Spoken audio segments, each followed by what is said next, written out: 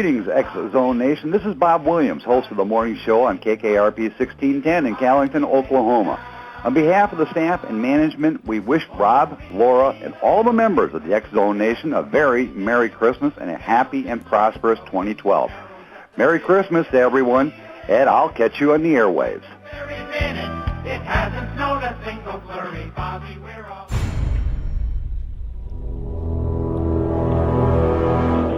The X-Zone radio and TV show is largely an opinion talk show. All opinions, comments, or statements of fact expressed by Rob McConnell's guests are strictly their own and are not to be construed as those of the X-Zone radio and TV show or in any manner endorsed by Rob McConnell, Relmar McConnell Media Company, Talkstar Radio Network, its affiliated stations, or employees.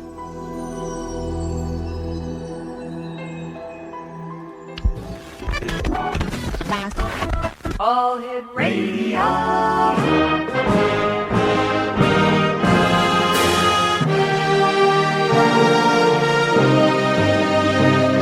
Welcome to the X-Zone, a place where fact is fiction and fiction is reality. Now, here's your host, Rob McConnell. Do you believe in love after love? I can feel something inside me say, I really don't think you're strong enough now. Do you believe in love after love? I can feel something inside. And welcome back to the X-Zone, everyone. My name is Rob McConnell. We're coming to you from our studios in Hamilton, Ontario, Canada. Worldwide toll-free, 1-800-610-7035. Email xzone at xzoneradiotv.com. On MSN Messenger, xzoneradiotv at hotmail.com. And our website, www.xzoneradiotv.com. My guest this hour is Dr. Robert Christensen, and we're going to be talking to the good doctor about his book. It's called FDA, You Were Wrong. Now, the FDA is supposed to benefit American citizens, right? Well, maybe so, but Dr. Robert Christensen says the FDA's approval process is fraught with internal conflicts, biases, and you're not going to believe this, right? Wink, corruption. Don't believe it? His book, FDA, You Were Wrong, exposes many of the same evils of overregulation that Senator Rand Paul attacks in his book, Government Bullies. Joining me now from the beautiful state of Colorado, is Dr. Bob Christensen. Dr. Bob, welcome to the X-Zone. Thank you, Rob. It's nice to be here. Thanks for the invite. Well, you know, I had to laugh when I was reading the information you were so kind to send us that people actually believe that the FDA doesn't lie. There's no corruption. You know, haven't they ever heard of one simple word called aspartame? That's just one of many examples. That's exactly right. I tell you, by the time you get done reading my book, FDA, You're Wrong, you'll begin to see all sorts of corruption and things in it. I was amazed at it, starting as a oral surgeon some 64 years ago, coming out of the Navy during the Korean War and so forth, and in practice, and then finally getting involved many years later with the Food and Drug Administration. That became a real eye-opener, but you've spoken to that, and I'll get off and let you say what you like to there. Tell me, Doctor, what was your inspiration for writing this book? Well, let me take you back, if I can. Sure. Is that all right, a ways? Yep. As I mentioned, I had come out of the Korean War as a surgeon with the Marines for a couple of years there. I'd been a corpsman in the Second World War. Started to practice in Pasadena. We didn't have, at that time, I was an oral maxillofacial surgeon, didn't have any really good way of correcting a problem in the temporomandibular joint, and that's the jaw joint.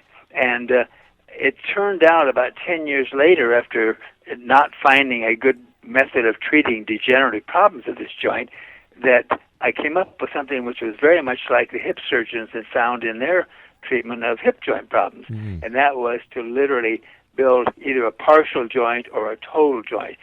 If I could get by with a partial joint, it meant that I put a piece of metal between the base of the skull, which is the upper part of the joint, and the ball of the lower jaw, which was the lower part.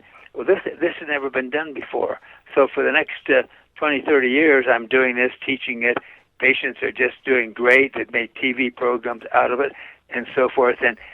But I finally decided I needed to take it to the world, so I started in '88 a medical device company called TMJ Implants, and we would manufacture and sell and teach and so forth this surgery that I'd been doing then for 30-something years or near 40 years, can't remember. And that's when I began to get involved with Food and Drug Administration.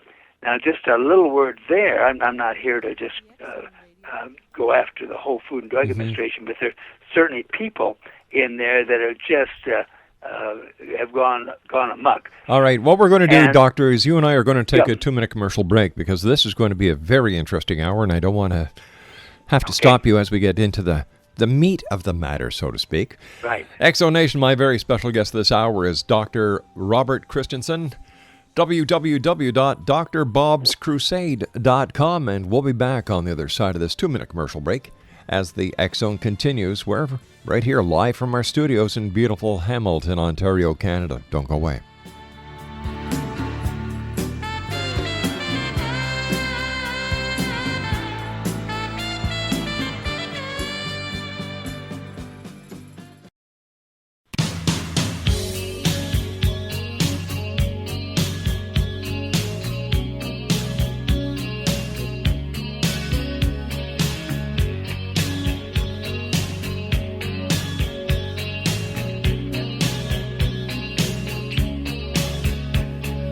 Every time I think of you,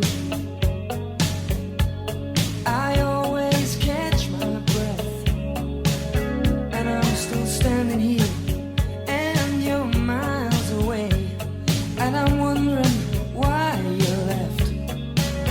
And there's a storm that's raging through my frozen heart tonight. I hear your name in certain circles, and it always makes me smile.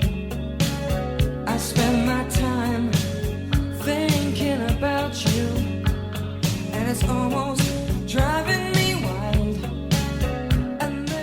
And welcome back, everyone. Dr. Bob Christensen is our very special guest this hour. He's the author of FDA, You Were Wrong. His website is www.drbobscrusade.com. And Dr. Bob, before we went to the commercial break, you were telling us how you formed a company called TMJ, and you started the process of manufacturing these.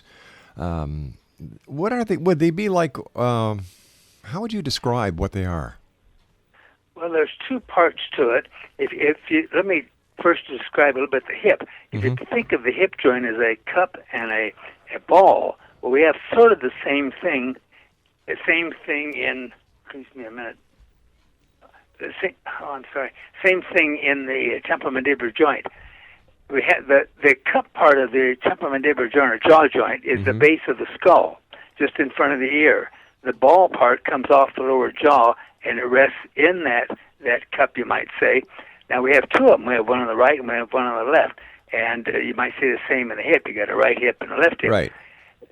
Nobody had figured out how do you place something in this joint, particularly the jaw joint, because it's not just a cup shape, it's S-shaped. It's cup and then a downward slope of an upside-down mountain, you might say. And then this ball lies up in it, and then as we move our jaw, the ball slides up and down this downward slope. Well, nobody figured out how do you know the shape of that bone? How do you go into surgery? This is going back now, 52 years ago when I first came up with it. And I was driving down the road one day from Pasadena towards Santa Barbara, and I had a patient that I'd been seeing for a month or two, which was a young Catholic nun named Sister Lucille. Well, she'd had 2 prior surgeries.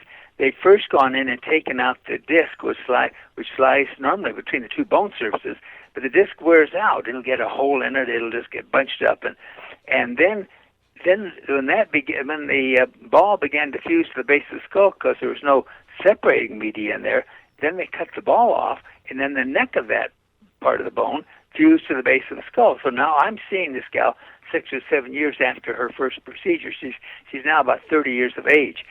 And I knew I could go in and recreate the joint, but what was I going to do to prevent this bone from fusing to the base of the skull, and that was the problem. And so I'm driving down the road, and all of a sudden I get this vision, you might say. It wasn't a vision, but this concept. I could take the 10 skulls I have, make a pattern to fit it, cast it in metal, and then go in with the surgery with one of those patterns. That's what I did. That was in 1961, and that's how it started. Does that make sense to you? It does. It does. And when did you start? You know, the Company? Well, not the company, but when did you start the problems, or when did the problems start happening between yourself and the FDA? Well, that didn't start until after the company. I formed the company in '87, but the Food and Drug Administration didn't have a medical device amendment to their food and drug laws and so forth until 1976. So they weren't doing anything with these devices and drugs and so forth. So at least with the devices, maybe they were with drugs. But I'd been doing this since 1960, so 16 years before that, I've been putting this in dozens and hundreds of patients, and never had a problem with it. Now here comes the FDA with their law in there. Well, it wasn't until I started a company some X numbers of years later, 1987, 1988, then I had to go seek approval by the Food and Drug Administration. Well, that's when I began to realize the tremendous arrogance and finally even corruption of this FDA group. I mean, the group that I was dealing with, it was just ridiculous. And they put obstacles in wherever you could throw an obstacle, and they did it. Does that help a little bit? Yeah, it does. But the question is, Doctor, if you had been so successful with this device in, like you said, hundreds of patients, why did you get the flack from the FDA? They should have been there patting you on the back and saying, this is great. That's exactly right. They remember now, I came up with the idea, I patented it, got a U.S. patent out in 1960 when I filed it. And it wasn't until 1999 that the Food and Drug Administration decided to have an approval process for this device. Now, this is 40 years later. Christensen's been out there doing this across the nation and teaching it and never having a problem and taking care of hundreds and literally thousands of patients. And then all of a sudden, and then I start a company, and the company's selling it to tens of thousands of patients or doctors, maybe 1,000 doctors, but 10,000 patients, and we still don't have any problem with it. And then the FDA said, well, now we got to do an approval. Well, the problem came right then. By this time, a second company had developed, which is a copy of my original work. They came in with different materials, but the person at the FDA, the investigator, and the one that had all the control, she had trained as a surgeon. She had trained under the head of the other company that had been out for about 5 or 6 years. So that's what happened. She passed them through like nothing, and we were out there with maybe 20,000 implants in people, and I got taken off the market for 2 whole years. I had 40 people working for me. You can imagine trying to do that. But I thought the FDA was there to, not only be the watchdog of the Food and Drug Administration and everything else that they're empowered to do, but they're also there to help Americans and help the citizens of the United States get the very best of medical care. And here you've implanted this device in tens of thousands of people, and just because this investigator who was responsible for, I guess, approving your product had a personal knowledge of the other company, isn't there something here that, come on, guys, this is all wrong. Why didn't somebody else take it over where there was no conflict of interest? Well, you would have thought that would have happened. The problem, one of the biggest problems came in the orthopedic realm, which did the other joints. The hip and the knee were out there like mine was back in the 60s, and the hip was up since 1938. But they stayed under the orthopedic division of the CDRH, which is Center for Devices and Radiologic Health of the FDA. Well, those people knew what they were talking about. Unfortunately, this temporomandibular joint or jaw joint implant came under the dental group. And even though the head investigator and the overseer of the dental group was Dr. Susan Runner, who trained under the other doctor, Dr. McCurry, she basically didn't have a concept of what we do in this joint, or very much, and consequently, it was like talking to a barn door. It was just, and then they put panels together. You think, well, we're going to put a panel together that knows something about joint surgery and joint reconstruction. Not at all. I mean, they had bookkeepers and they had, you name it, they had periodontists and orthodontists and all sorts of business people that didn't have a clue. And so we're now speaking to these people, trying to get an approval process, and it was laughable, except it was hurtful to patients. You know, I read a small phrase in your book that says, "Stopping innovation stops America," and that is so true, Doctor. That is so true. And how did you recover after being 2 years of basically out of the loop? Well, that was very, very difficult. I wasn't sure that I could do it. We had then been functioning for about 12 years as a company, 12, 13 years. And so we piled up enough funds for me to be able to carry this for a while. Well, we did. We depleted everything my wife and I had to be able to keep this company going. We went from 38 people down to 15, and this is in a regulated company that equals a heart valve. Well, it shouldn't have equaled a heart valve. It should have been more like a bone plate. But they put us through every test you could think of. I couldn't think of more tests than we were being asked to do, whether it be in pig's jaws or you name it. It was just ridiculous. So much so that they named 2 bioengineering labs after me, one at Clemson University and one at Alfred University up your way. And I wasn't an engineer. I was a surgeon. But I later became an adjunct professor of engineering bioengineering down at Clemson University. But that's how much stupidity went into this whole thing. It was unbelievable. And as you say, how did you get through it? It was only by the skin of our teeth that we got through it, and the favor of the Lord to bring us through it. And then we got through the thing, but it was not because FDA wanted to. And I learned something since then, but I'll tell you about that when down the road here a little bit. You know, your story sounds like a modern-day David and Goliath story. It really was, and I was the David and they were the Goliath, and it was an impossible odds. We took it before our Congress people. They took it into our representative took it into Congress, and the House Oversight Committee, which was the House Energy and Commerce Committee, tried everything they could do to get some sanity in this thing, and it was just impossible. The fourth level of the government runs by itself pretty much, and it just can be very damaging. Let me give you an idea. There's probably 15 to 35 million Americans, and not including the Canadians, that have some degree of TM joint problem at any one given time.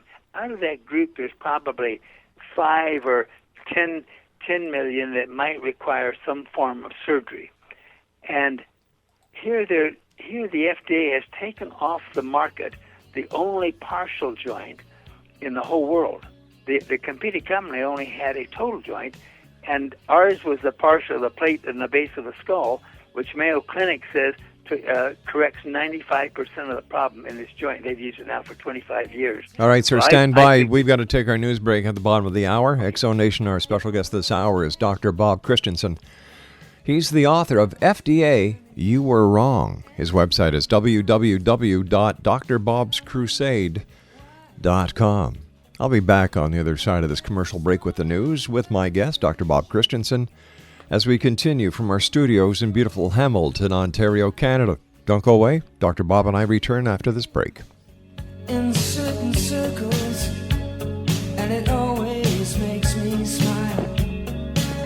I spend my time thinking.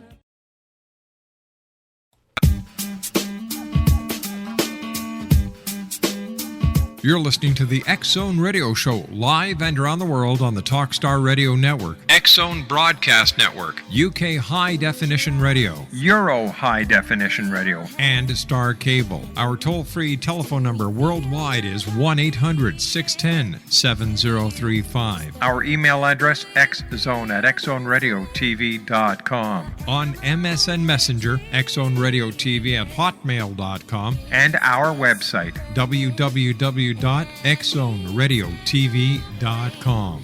I believe it's meant to be, darling. I watch you wait.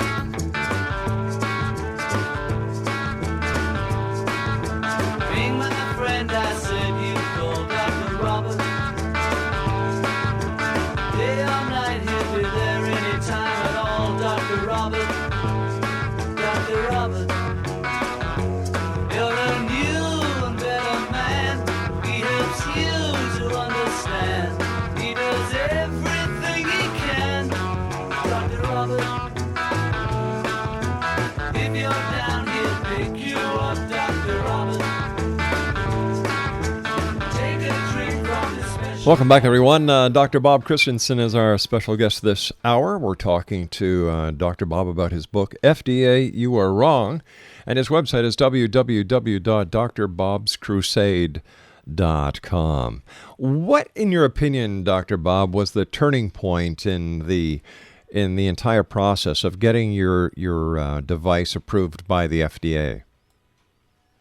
After a couple of years of really haggling back and forth on some things, they had a doctor brought into their facility, into their agency, Dr. Bernard Statland, and he was an MD, and he was made part of Office of Device Evaluation, I think head of it at that time.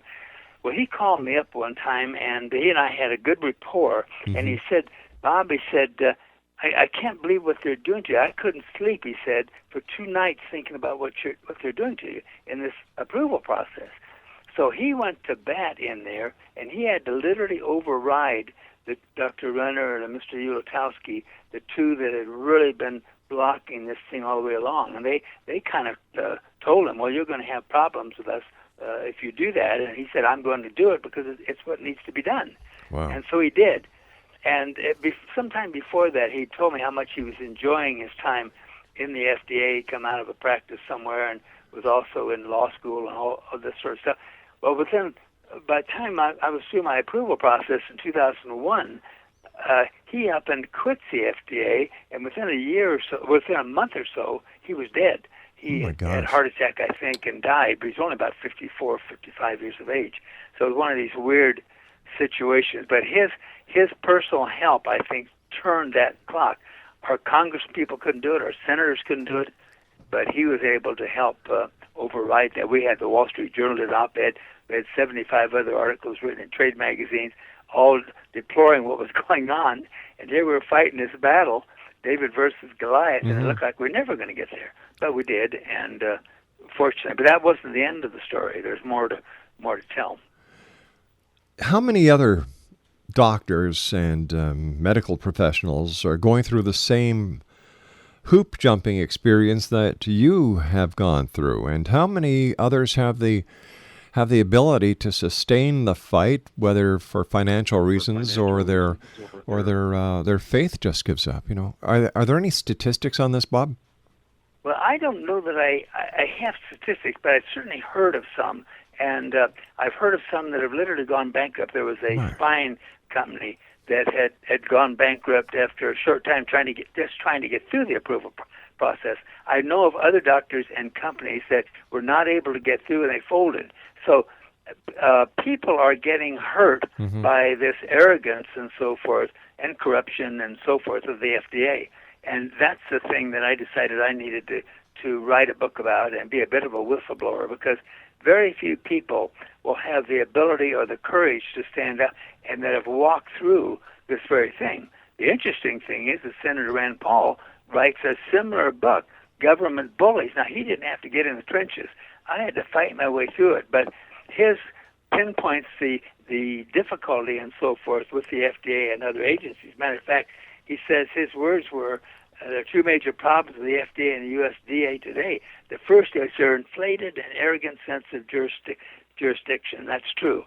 And the problem is, if you look at this as a teeter-totter, you put innovation on one end and you put regulation on the other end. Regulation became this 800-pound gorilla, and it's sinking the ability for innovators and entrepreneurs to start their companies in this country. There's a lot of problems within the workforce today in the United States, Canada. It's a global problem. We have a failing economy. We have strikes. Today there's the ongoing strike at the Port of Los Angeles. You've got the Walmart employees who are on strike. It seems that everyone is complaining about something, and then when they get the opportunity to make the changes on the political front, millions and millions of dollars are spent on an election, and at the very end of the election, nothing has changed. What's going on? That's exactly right. I think back in just a little way, coming back through the 50s when I innovated this device, I didn't go through government grants and so forth to get it. Are you able to hear me? I certainly am, sir. Oh, I'm sorry. I didn't get asked for any government grants to do it. But in the later years, people have gone after $10 million grants here and $5 million grants here to try to develop a better implant than I came up with back in the 50s, and nobody's been able to do it. And I really put that in the hands of the Lord that gave me the vision to do what I did. But an attorney over here in Denver area, a very well-known fellow named Walter Garash, said to me one time, "Well, Bob, follow the money." Well, I didn't think much about that until here recently, and I got thinking, if you come up with a cure for something, and that's what my partial joint did, it really cured the problem, then it's going to block the people like the Susan Runners at NIH or at the FDA from getting NIH grants to do studies of things on this joint. And if you came up with a cure for cancer, you have all sorts of people against you for the very same reason. Big time. So you really do need to follow the money in this thing, and I suspect that's true in our election process a bit too. Speaking about the election, for you? Yeah. Speaking about the election, were you surprised by the results of the recent presidential election with President Obama going against Governor Romney? I certainly was. I'm very much a conservative, and I've always had to do it myself, you know. Right. And for us to put in somebody like Obama, well, somebody on the TV said this morning and yesterday, I think, well, he just lowered the bar down to nothing, because here you've taken a community organizer from Chicago, and you put him in as president for 2 terms, and who has no real ability to right the ship and do the things that should be done. Romney would have been a much better choice, of course, and unfortunately, the American people voted the other way. You made a reference earlier about your faith, and in the material that we have here, you know, it refers to you as a modern day David and the FDA as the Goliath. How has your faith, now you're an ordained minister, what part of the entire plan has your faith played in your life, and how do you think that your faith played into the getting this device approved by the FDA? Well, my faith has made a real difference in my walk in this, and I really feel since I was a born-again Christian and so forth that really the Lord was leading me, not only originally in developing the device, but in all of the attacks that occurred since that time, and there have been many. It's amazing. If it hadn't been for my faith in Jesus and so forth and what he was leading me to do, I probably would have given up this battle a long time ago. I've written about 22 other books, most of them on Christian marriage and this sort of thing, but it really made me feel strongly that I was called for such a time as this, and consequently, I would walk this thing no matter where it went, as long as I was doing what I felt I was supposed to be doing. And that goes for writing this book. I didn't want to write the book. I thought, oh my gosh, here we lost our company, went through bankruptcy. I lost everything we had. Here I was in '87. I was in 2 wars, Second World War and the Korean War, a surgeon and so forth. And I thought, and developed this and 4 other patented devices, all which were the first in the nation. And I thought, why am I in this spot now? How do I get through this? And I thought, okay, Lord, you've got a plan. I'm going to walk it. And so wrote the book, and now we're doing TV programs and radio programs and so forth to call attention to the fact that there's an arrogance and so forth there at the FDA that somebody needs to call out, and that some correction somewhere will begin to happen. Have you received it? If we don't, yeah. we're going to lose the help we need for all these millions of people, particularly 90% of those people are young women, 30 to 40 years of age. And I don't want to see my wife or my child or grandchild go through this without having some of these devices available. Tell me, have you received any feedback from the FDA about your book? Not yet. I kind of laughed a week or two ago. I'd had open heart surgery a couple of years ago up at Mayo.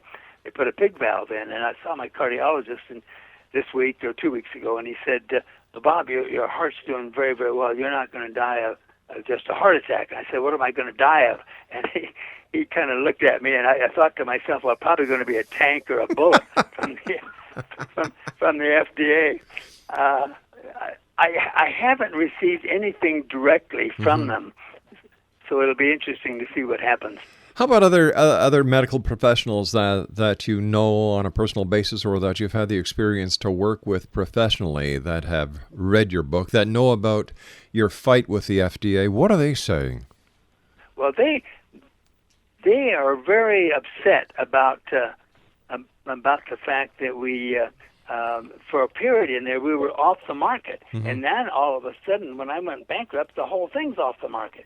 So, in July 28th of this year, the Colorado Society of Oral Maxillofacial Surgeons awarded me a special recognition award, and it was very well done. I put it in the back of the book, at the words that they spoke and so forth. So many have been very supportive and so forth, which I'm very pleased with. But there have been others that have not been, who could have been supportive too. The fact that the FDA was responsible for your device coming off the market for 2 years, and the financial burden, and how it devastated your life and the life of employees that you had to let go because of the downsizing, is there any chance of legal recourse that you can take against the FDA to recoup some of your losses? Well, unfortunately, they have everything kind of rigged in their favor.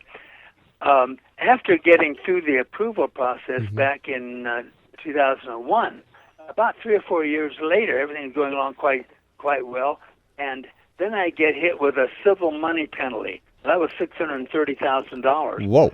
Trying to get rid of that was an impossibility. We went through their administrative law judge, their Department of Appeal Board, both appointed by HHS or FDA, and then finally took it to the 10th Circuit Court of Appeal here in Denver. It was a sham deal all the way through. So it ended up leaving me stuck with that, and there was no other recourse on that other than the U.S. Supreme Court. And I could see our chances to getting in that would probably be very, very small. It seems as if the deck had been stacked against you, sir. And was there you know what? This is confusing the hell out of me. Why this all happened to you? It confuses me and confuses everybody else. We put all of the facts in the book that I could find. I had a lot more, but I put it in their own words. The people's documents and so forth, and the Congress people's letters and so forth. So it's very well recorded. And then you see other doctors, another 20, 30, 40 doctors writing and say, why is this happening? And so forth. It was just awful. But it was an agenda and arrogance. And then the funny part about it was, after about 2007, 8, 9, one of the lead investigators here in Denver district came to me, did an investigation of our company, and then he wanted me to pay him under the table. I put that in the book too, put his name in there. Well, he retired after 30 years, and he was only about 53 or 4, and he died a month after retiring. So it was a very, very confused mess, but it's all in the book, and it documents the whole story. If you have one investigator or employee of the FDA who's taking kickbacks under the table, my experience in life has been where there's one, there's many. This just shows, now this is only my opinion, X-Zone Nation. It has nothing to do with the opinion of Dr. Bob here, but in my opinion, this shows corruption at a very high level. It was, and I think it goes all the way to the top. Even the commissioner, von Eschenbach, at that time, went before the House Energy and Commerce Committee and to Joe Barton, and Barton said to him, "Can you lie? Are you given the right to lie to these companies?" And von Eschenbach said, and it's in the book too, he said, well, no. He said this was a process failure, talking about the Christensen and TMJ implant case. A process failure. It cost me my life. And there was nothing you could do about it. And he could have turned that thing around, that Right. $630,000 fine around just like that. And he didn't do it. Dr. Bob, stand by, my friend. You and I have to take our final break. My God, this is unreal. Here we've got a doctor, a man of the cloth, who's out to help people. And what happens? The powers to be in Washington at the FDA put a squash on it. Try to just rub this poor guy out. Doesn't make sense to me, but mind you, that's government. Makes sense to nobody most of the time. Dr. Bob and I will be back on the other side of this commercial break as the X-Zone continues from our studios in Hamilton, Ontario, Canada. Oh, by the way, X-Zone Nation, I'm just not pointing the finger at the U.S. government. No. And if that's the opinion you've got, please, my mistake. I'm talking about government in general. We'll be back. Don't go away. He's a man you must believe, helping anyone.